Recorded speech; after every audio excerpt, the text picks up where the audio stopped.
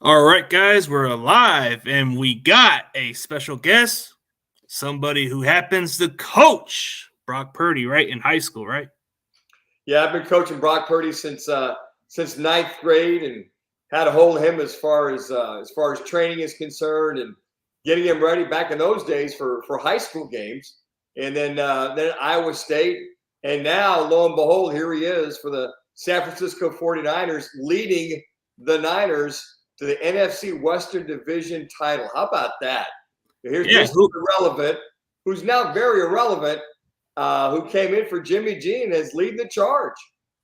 yeah, it's kind of like you go from last pick, but it doesn't matter what kind of pick you come from as long as you take the most out of it, is what they say. Yeah, I would say, CG, I would say this. The young man is doing things he's been doing in high school and in college. So we saw a lot of this at Perry High School in Gilbert, saw a lot of this at Iowa State when he was there for 4 years.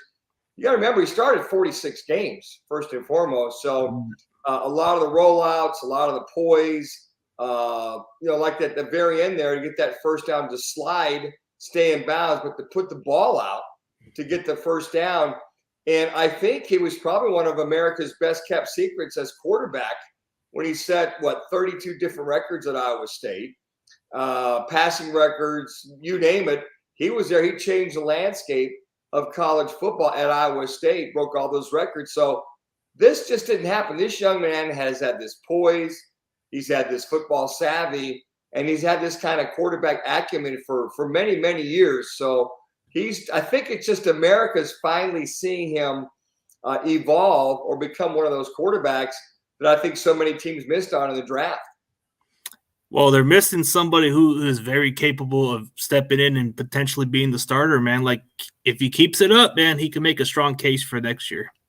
Yeah, it really can. It's going to be interesting. And I think right now with Kyle Shanahan and his staff, and I think Kyle Shanahan and Brian Greasy, his quarterback coach, have just done a phenomenal job with him. They've given him enough. Now, mind you, he's got CMC around him. He's got Kittle. Debo will be back. But you see this receiving core, Ayuk, former Arizona State Sun Devil out here from the Valley. And he's got those pieces. He's got an outstanding offensive line. So the biggest thing for a young quarterback is they run the ball very effectively. They don't ask Brock to go out and win the game. Lo and behold, he can do that, though, if need be. And they just teach him not so much to manage the game, just run the offense, and he runs it to a T. He's like a maestro out there stepping in for the great orchestrator who went down, that being Jimmy G. So, he's learning on the fly, but he's already been dialed in since day one when he got to camp there way back in August. Yeah, he's already catching on, and he's already had a lot of scout teaming, like for those 13 weeks before he got his opportunity. Like, he was playing against one of the best defense as a scout team, and he did give him some looks. So I would figure he should be able to match up on any defense. Despite how he plays, he doesn't have to do too much, but when he does, man, like you said, he can definitely carry the team if he has to. Well, and there's a lot to be said about that. When he got there after he got drafted, he went to the mini camp and the OTAs and got there early, and he was nonstop, CG, for a long, long time, probably for a good 2 months. He'd come home. We'd work out here, 2 or 3 workouts. He'd go to San Francisco. He'd come home, take a blow, get some rest in. But he's been diligent, and ever since the season was over at Iowa State last year, he went back to Florida. He worked with a quarterback coach back there in a group there, and then he came out here, and we'd work out, we'd get together. So he's been nonstop as far as mechanics are concerned. And what I told Brock, at that level, your mechanics have got to be dialed in. You've got to be precise with your throws. Your footwork has to be spot on. Not that you can't make off-platform throws, but you just have got to be able to be accurate, be on time, and make sure if you're going to throw a deep ball, miss them deep. If you're going to throw an out route, miss it outside. If you're going to throw any underneath routes, just make sure you keep the ball down across the middle. Just little things that Brock is doing. And look at what he got, almost 8 quarters now without an interception. He's smart with the ball. He knows where to go with the ball. And I will say this, CG, he has got more escapability and athleticism than I think folks ever realized. He's always had that escapability and athleticism. It's just now he knows how to gear down, keep his eyes up, when to make the throws down the field, when to throw the ball away, or in some cases, when to take the sack. So now for a young guy who's played 46 college football games, he's got a lot of experience with a lot of traffic coming at him. You know, the Oklahomas, the Texas, my K-State Wildcats. You know, a lot of that coming at him bodes very, very well for a quarterback that just got, 3 games as far as playing in the National, 2 starting, 1 coming in for Jimmy G, and playing in the National Football League. Yeah, and he's really at playing like a veteran out there. Like the experience playing at Iowa State speaks volume. I mean, the footwork, like the way he moves out of the pocket, he extends the plays. Like you see him escape from the pressure, and even if he gets pressure, he still delivers the ball, which is amazing. Like, I mean, I've seen other quarterbacks do this before, and it's they either got it or they don't. But he seems to just have that cool poise. Like something about him just seems like he has that it factor. Well, poise is a key word because that just doesn't happen. First of all, Brock is very even-keeled. The poise factor is vitally important, especially in the National Football League, because when the bright lights go on, he doesn't squint. He really doesn't. It's if he just keeps calm. He just focuses on the task at hand. Focuses basically on just the play at hand. And I think what Brock has learned all throughout high school and college is that it's just one play at a time. If it screws up or blows up, okay, forget it, and then go on to the next play. And that's, not that he's excitable, because I think we've seen him how excitable he gets, but he just kind of keeps it all in check. And when you keep it all in check and you understand the task at hand, that's really the key for a young quarterback, is being even-keeled, understanding what you're doing, where you're going. And I always tell my quarterbacks, know where your out is. If you got to scramble, where to scramble. If you got to throw, where to throw.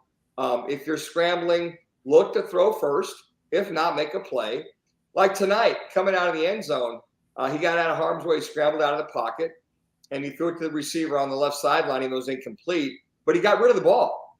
So he's just quick. He's a quick thinker. He's very quick as far as processing what he's seeing in front of him and knowing how to handle that.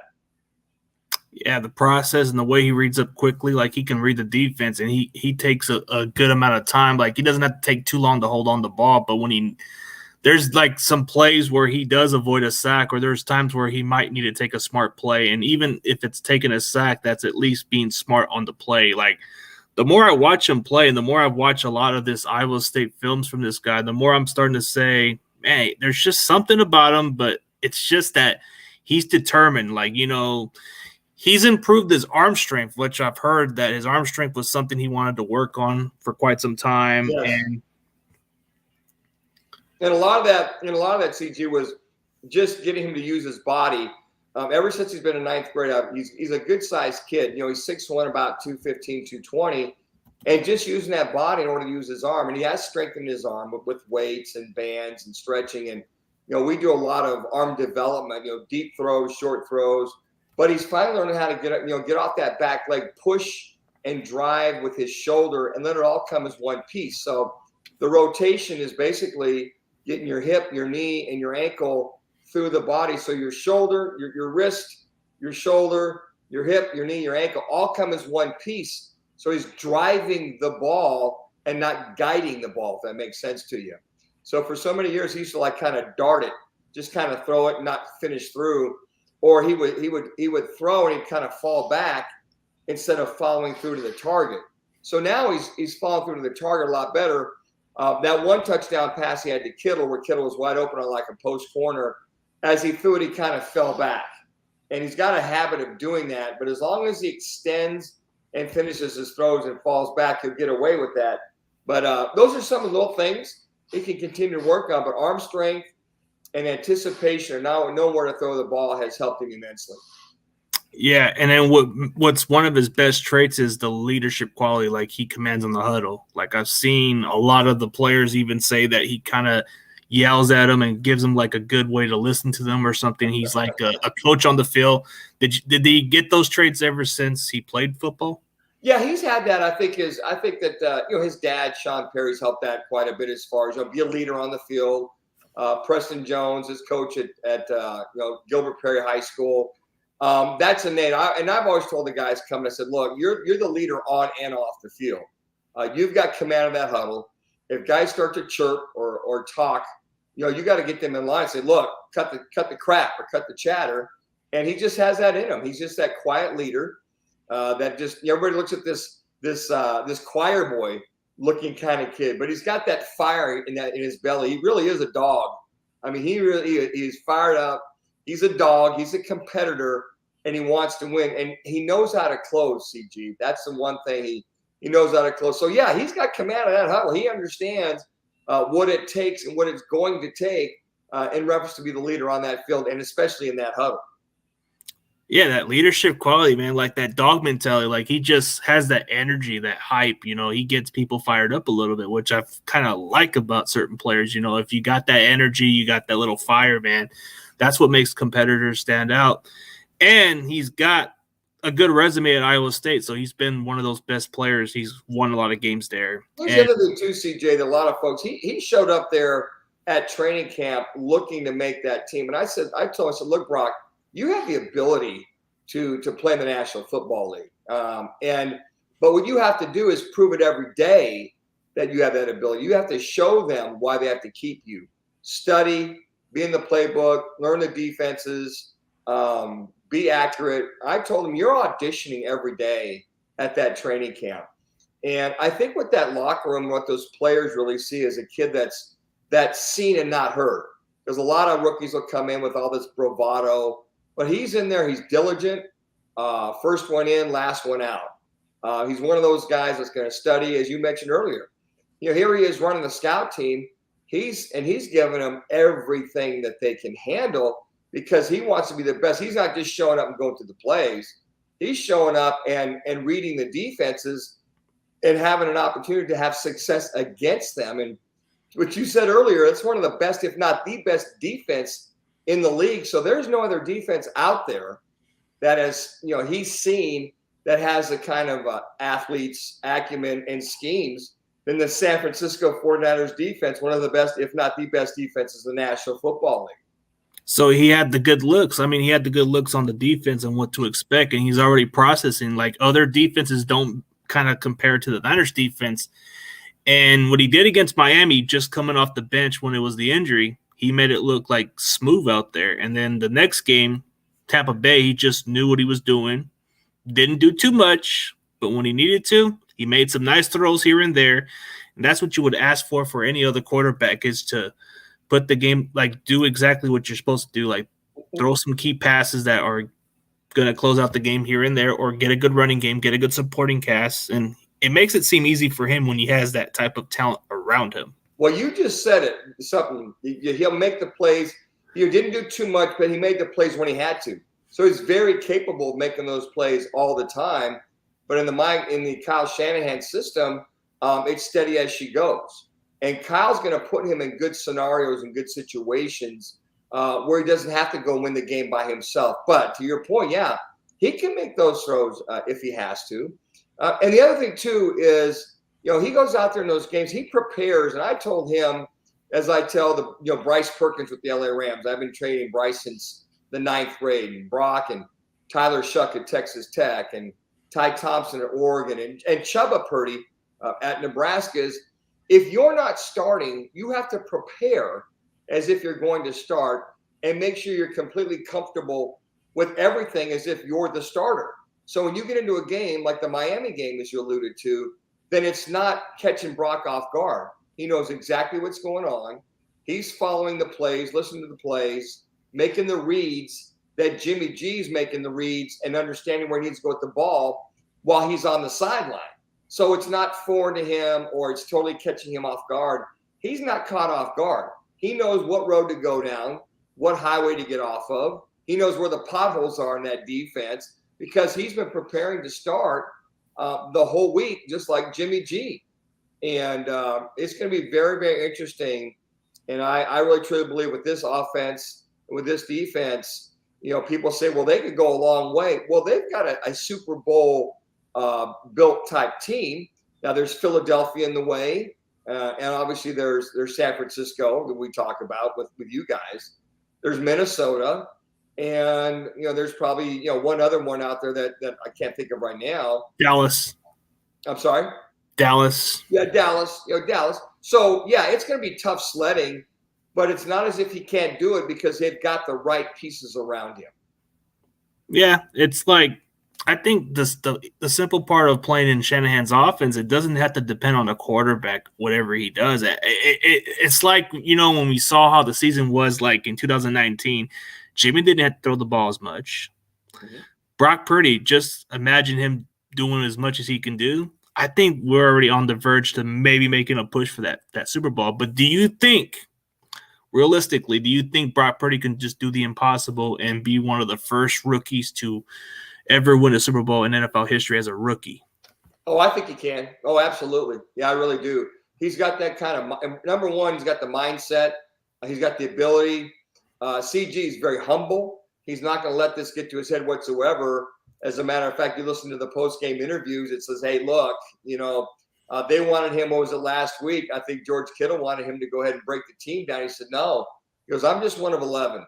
You're the captain. You guys break it down. So he's got that kind of humble, straightforward mindset of understanding, his place on that team. And he knows he's the conduit, and he won't make it any bigger than it is. But, yeah, he has got that kind of acumen, kind of smarts. He's got more than enough ability as far as throwing, escapability.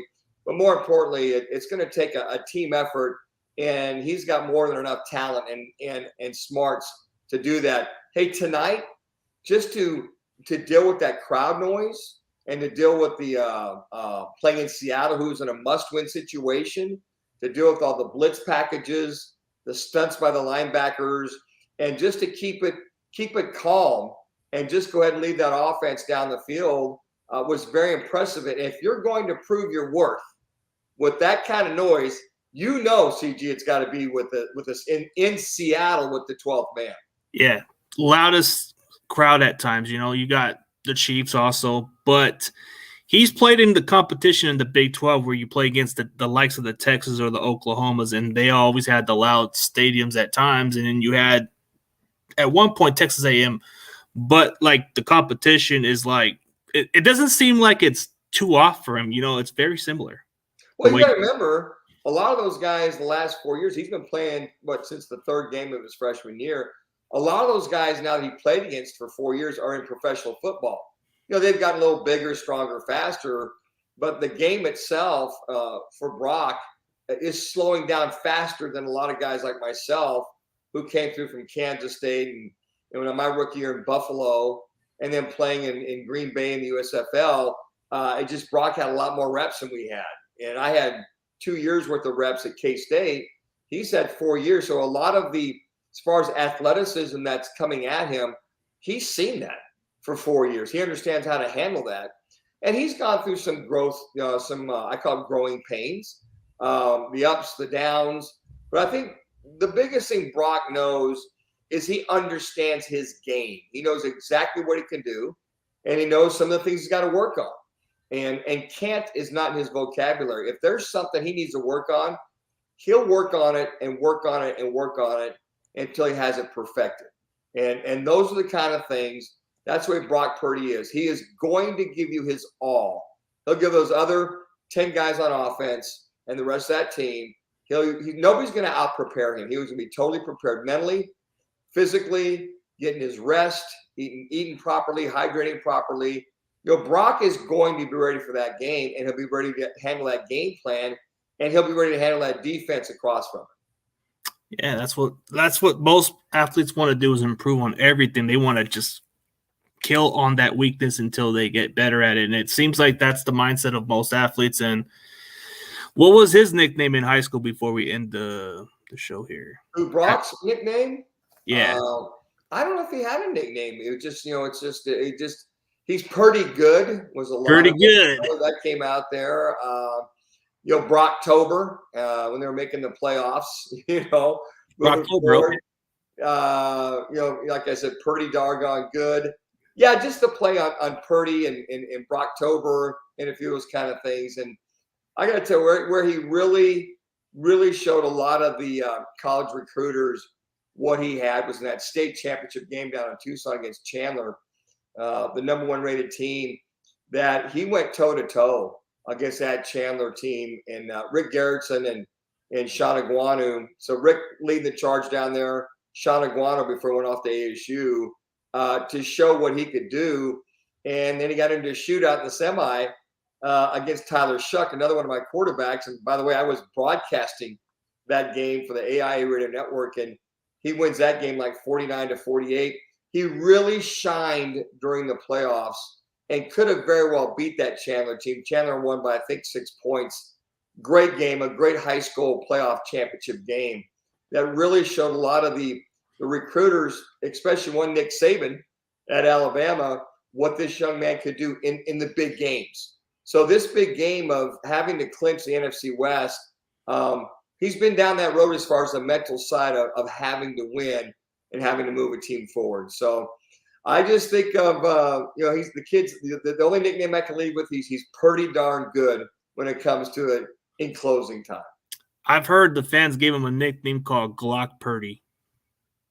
You know what? I may have, because he always, he can shoot them out of the sky. He can pick them off here and there at any particular time. And just I'm so happy for him. His story, he's never let this Mr. Irrelevant get him down. Or, the guy should have been drafted anywhere, I feel, between maybe the 4th and 6th round.